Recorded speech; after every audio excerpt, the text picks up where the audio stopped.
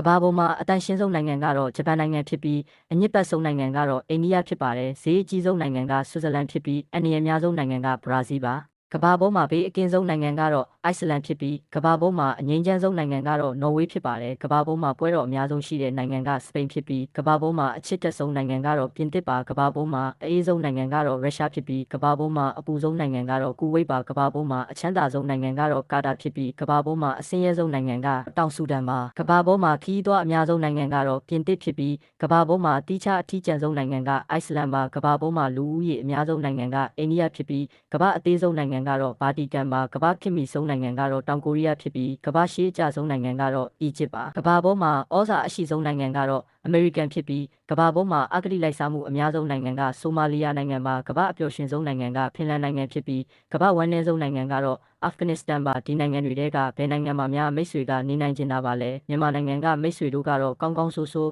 အခုချိန်ထိအတူရှိနေကြတဲ့အတွက်ကျေးဇူးတင်ပါတယ်